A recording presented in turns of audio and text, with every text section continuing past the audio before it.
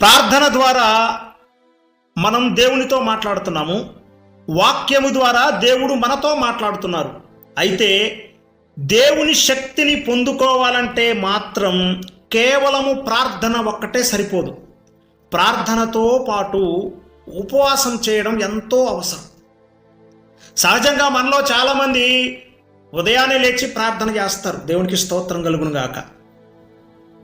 కానీ ఉపవాసం అంటే భయపడిపోతారు. ఉపవాసం బ్రదర్, ఉపవాసం అంటే నేను చేయలేను బ్రదర్, నాకు గ్యాస్ ట్రబుల్ ఉంది, నాకు ఆరోగ్యం బాగోదు, ఇలా ఏవేవో ఆరోగ్యరీత్యా కొన్ని కారణాలు చెప్తారు. ఉపవాసం అనగానే భయపడిపోతారు. ప్రార్థనతో పాటు ఉపవాసము చేయడం ఎంతో అవసరం ఉంది. ఉపవాస ప్రార్థన ద్వారా మాత్రమే మనం దేవుని శక్తిని పొందుకోగలుగుతాం. దేవుని శక్తిని ఎప్పుడైతే మనం పొందుకుంటామో ఆ శక్తితో సాతాను యొక్క తంత్రాలన్నింటినీ జయించగలుగుతాం. సాతానుని జయించాలంటే మనకేం కావాలి?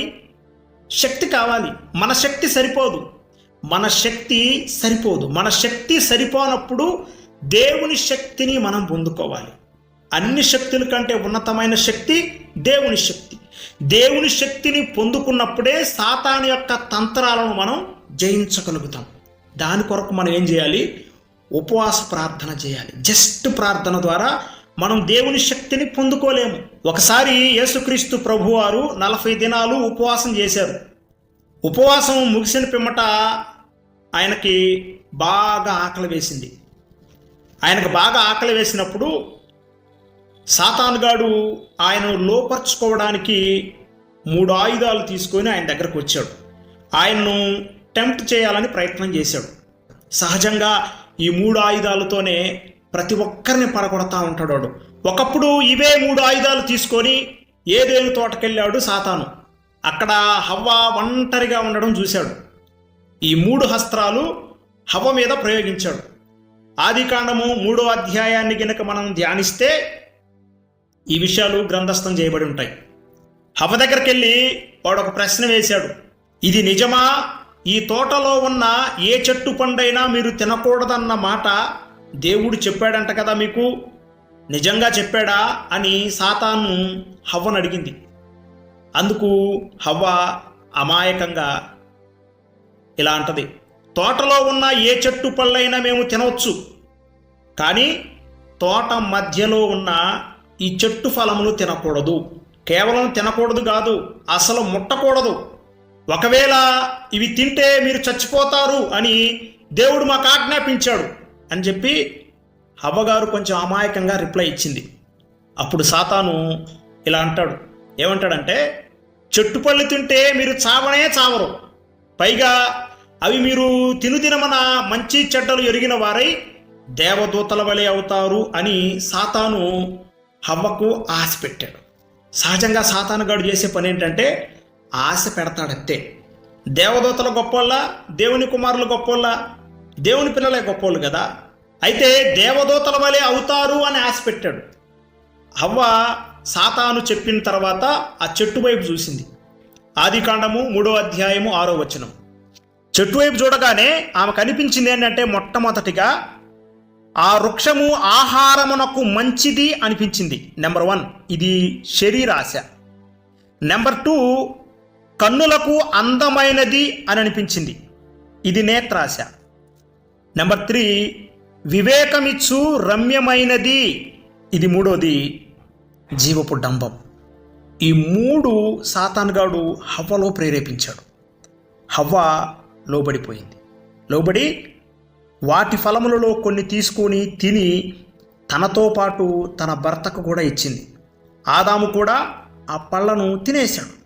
ఇలా సాతానుగాడు ఏం చేశాడంటే, ఏదెను తోటలో ఆదిలోనే ఆది దంపతులైన హవ్వ ఆదాములను దేవునికి వ్యతిరేకముగా పాపము చేసేలాగా ఈ 3 ఆయుధాలను ప్రయోగించి లోపరుచుకున్నాడు. లోకానికి పాపాన్ని వీరి ద్వారానే పరిచయం చేశాడు. తద్వారా మానవులకు ఏమొచ్చిందంటే, మరణంతో పాటు కష్టాలు కూడా ప్రారంభమయ్యాయి. ఇప్పుడు ఇవే 3 ఆయుధాలను పట్టుకొని సాతాను యేసయ్య దగ్గరకు వచ్చాడు. అప్పటికి యేసయ్య ఏం చేసి ఉన్నాడు? 40 దినాలు ఉపవాసం చేసి ఉన్నాడు. మత్తయి సువార్త 4వ అధ్యాయంలో ఈ విషయాలన్నీ గ్రంథస్థం చేయబడ్డాయి. ఏ విషయాలంటే, యేసుక్రీస్తు ప్రభువారు 40 దినాలు ఉపవాసము చేశాడు. చేసిన తర్వాత ఆయనకు ఆకలి వేసింది. ఆకలి వేసిన తర్వాత సాతానుగాడు వచ్చాడు. చూడండి, మత్తయి సువార్త 4వ అధ్యాయము 2వ వచనం. 40 దినములు 40 రాత్రులు ఉపవాసం ఉండిన పిమ్మట ఆయన ఆకలి కొనగా ఆ శోధకుడు ఆయన యొద్దకు వచ్చి ఇక ప్రారంభించాడండి. మళ్ళీ అదే 3 ఆయుధాలు తీసుకొచ్చాడు. జాగ్రత్తగా పరిశీలించండి. అదే ఆయుధాలు 3 ఆయుధాలు తీసుకుని వచ్చాడు. మత్తయి సువార్త 4వ అధ్యాయము 3వ వచనం. ఆ శోధకుడు ఆయన యొద్దకు వచ్చి, నీవు దేవుని కుమారుడు అయితే ఈ రాళ్ళు రొట్టెలగునట్లు ఆజ్ఞాపించమనెను. ఆ రాళ్లను రొట్టెలు చేసుకొని తినమని చెప్తున్నాడు.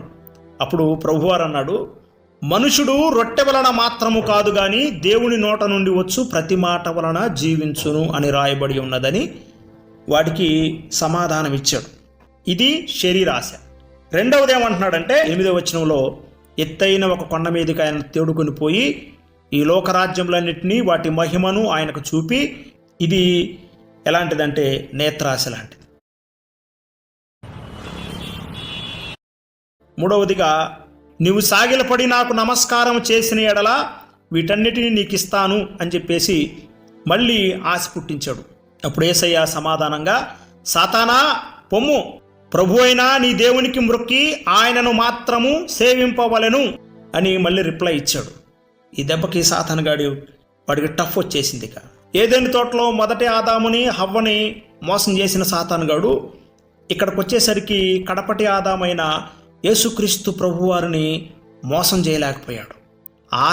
ఆశ పెట్టాలని చూసినా, ప్రలోభ పెట్టాలని చూసినా కడపటి ఆదాము యేసుక్రీస్తు ప్రభువారు లొంగలేదు. ఎందుకంటే ఈయన ఉపవాసము చేసి ఉన్నాడు. ఉపవాసము ద్వారా శరీరాశ, నేత్రాశ, జీవపు డంబాన్ని జయించటానికి మనకు శక్తి వస్తుంది. గుర్తుపెట్టుకోవాలి. కేవలము ప్రార్థన చేయటం ద్వారా ఈ శక్తిని నువ్వు పొందుకోలేవు.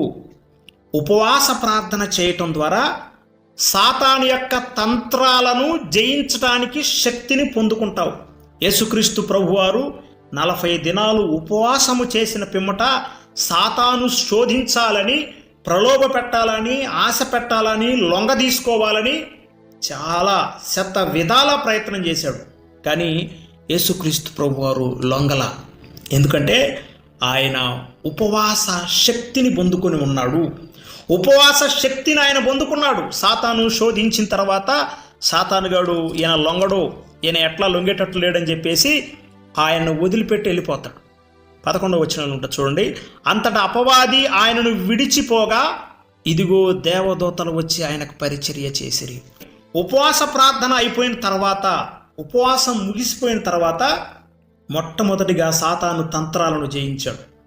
రెండవదిగా సువార్తను ప్రారంభించాడు. సువార్త పరిచర్యలో ఆయన చెప్పే ప్రతి మాటను విన్నవాళ్ళు కూడా ఆశ్చర్యపడిపోయారు. ఆ మహిమ ఎక్కడి నుంచి వచ్చింది, ఆ శక్తిని ఎక్కడి నుంచి పొందుకున్నాడంటే ఉపవాస ప్రార్థన ద్వారా పొందుకున్నాడు.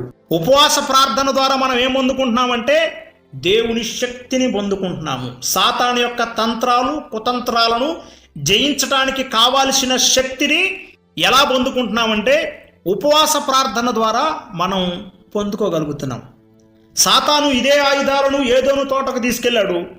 అక్కడ అనూహ్యంగా గెలిచాడు. కానీ ఇవే 3 ఆయుధాలు తీసుకొని యేసయ్య దగ్గరకు వస్తే యేసయ్య చిత్తుగా ఓడించాడు.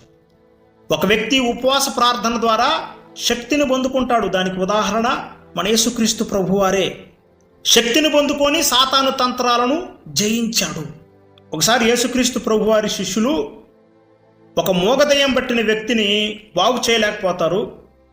వాడి తండ్రి యేసయ్య దగ్గరకు వచ్చి, అయ్యా, నా కుమారుని బాగు చేయమని, వాడిలో ఉన్న మూగదయ్యాన్ని వెళ్ళగొట్టమని నీ శిష్యులను వేడుకున్నాను, వారు బాగు చేయలేకపోయారు. నీవైనా కొంచెం దయదలిచి ఇదిగో నా కుమారుల్లో ఉన్న మూగదయ్యాన్ని పారద్రోలు, వాడిని బాగు చెయ్యి అని చెప్పి యేసయ్య దగ్గరకు వచ్చి వేడుకున్నాడు. అప్పుడు యేసుక్రీస్తు ప్రభువారు ఆయన శిష్యులను గద్దించి ఆ మూగదయ్యం పట్టిన వ్యక్తిని స్వస్థపరుస్తాడు, బాగు చేస్తాడు. అప్పుడు శిష్యులు యేసుక్రీస్తు ప్రభువారు ఒంటరిగా ఉన్నప్పుడు ఆయన దగ్గరికి వెళ్ళి, ప్రభువా నీవైతే బాగానే ఆ దెయ్యాన్ని తరిమి కొట్టావు, ఆ మూగదయ్యాన్ని తరిమి కొట్టావు, మేమైతే ఆ పని చేయలేకపోయాము, ఎందుకని అని అడిగారు. అప్పుడు ఆయన చెప్పాడు, మార్కు సువార్త 10:29.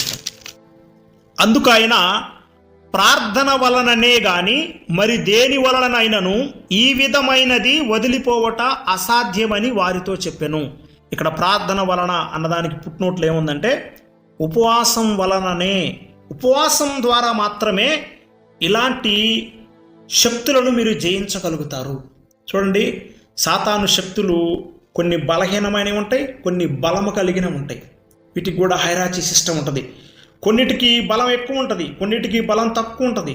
సో తక్కువ బలం కలిగిన వాటిని ప్రార్థన ద్వారా జయిస్తే ఎక్కువ బలం కలిగిన వాటిని ఉపవాసము ద్వారానే జయించగలుగుతాం.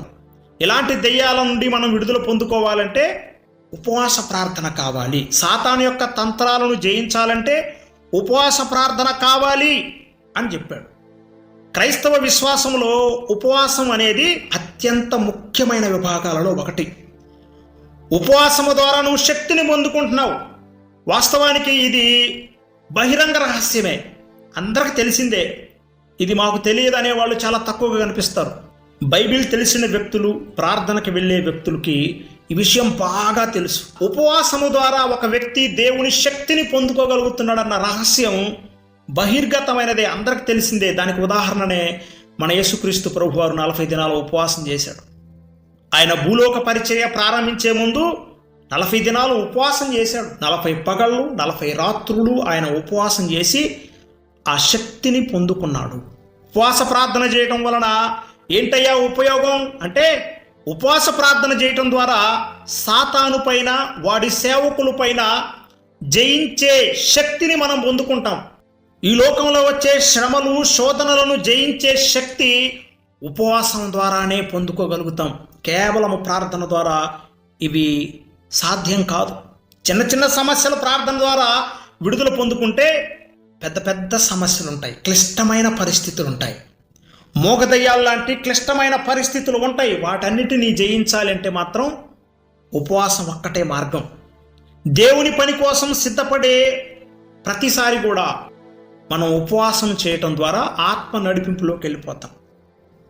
ఆయన ఆత్మ పూర్ణుడై ఆత్మ బలముతో తన పరిచర్యను ప్రారంభించాడట. లూకా సువార్త 4వ అధ్యాయంలో ఈ విషయాలు లూకా గారు చక్కగా వివరించారు. ఆత్మ బలాన్ని, ఆత్మ సంపూర్ణతను పొందుకోవాలంటే మాత్రం ఉపవాసం చేయాలి. జస్ట్ ప్రేయర్ ద్వారా చిన్న చిన్న కార్యాలు జరుగుతాయి. కానీ ఉపవాస ప్రార్థన ద్వారా క్లిష్ట పరిస్థితులు, కఠినమైన పరిస్థితుల ద్వారా వెళ్తున్న వారికి విడుదల కలుగుతుంది.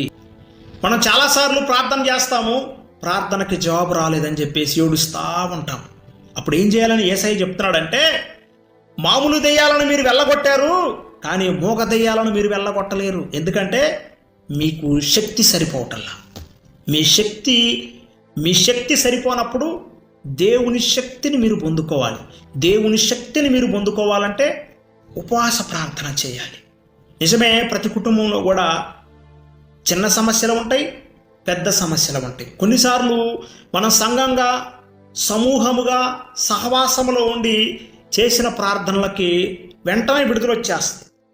వెంటనే మనకు విడుదల వచ్చేస్తుంది. మనం సాక్ష్యాలు కూడా చెప్పుకుంటాం. కానీ కొన్ని మోగదయ్యాలు లాంటి పెద్ద పెద్ద సమస్యలు ఉంటాయి. ఎప్పుడో పేరుకుపోయిన సమస్యలు, దీర్ఘకాలికంగా ఎప్పటి నుంచో ఉంటాయి. అలాంటి వాటి నుంచి విడుదల పొందుకోవాలంటే మాత్రం, తిష్ట వేసిన దుష్టశక్తులు మన దగ్గర నుంచి పారిపోవాలంటే మాత్రం, మన చుట్టూ ప్రలోభ పెడుతూ మనల్ని బలహీనపరుస్తూ గజిబిజి గందరగోళాలు సృష్టిస్తున్న మోగదయ్యాలు, చెవిటి దయ్యాలు, మోగదయ్యాలు లాంటి సమస్యలు మీ చుట్టూ ఆవరించి ఉన్నప్పుడు విడుదల పొందుకోవాలి అంటే ప్రభు చెప్పిన మార్గం ఏంటో తెలుసా? ఇలాంటి వాటి నుంచి మీరు విడుదల పొందుకోవాలంటే మామూలు ప్రార్థన సరిపోదు, దానికి ఉపవాస ప్రార్థన కావాలి అని చెప్పాడు. ప్రార్థనకి ఏమి జోడీ చేయమన్నాడో తెలుసా? ఉపవాసము జోడీ చేయమన్నాడు. ప్రార్థనకు ఉపవాసం జోడీ అయితే ఉపవాస ప్రార్థన అవుతుంది. ఉపవాస ప్రార్థన ద్వారా మీరు శక్తిని పొందుకుంటున్నారు. ఆ శక్తి ద్వారా శరీరాశ, నేత్రాశ, జీవపు డంబాన్ని జయించగలుగుతాం. శరీరాశ, నేత్రాశ, జీవపు డంబమే నీ జీవితంలోకి ఇన్ని సమస్యలు రావడానికి కారణం. ఈ సమస్యల నుంచి విడుదల పొందుకోవాలంటే ఖచ్చితంగా నువ్వు ఉపవాసం చేయాలి. ఉపవాసం చేస్తే నా ప్రభువు ఆ మోగదయ్యాన్ని తరిమి కొట్టినట్లుగానే, ఆ సాతానును తరిమి కొట్టినట్లుగానే, ఇదిగో నీ జీవితంలో ఉన్న ప్రతి సమస్యను కూడా తరిమి కొట్టడానికి దేవుడు నీకు శక్తినిస్తాడు. అట్టి కృపాభాగ్యము దేవుడు ఈ ప్రార్థనలో ఏకీభవించిన ప్రతి ఒక్కరికి దయచేయునుగాక.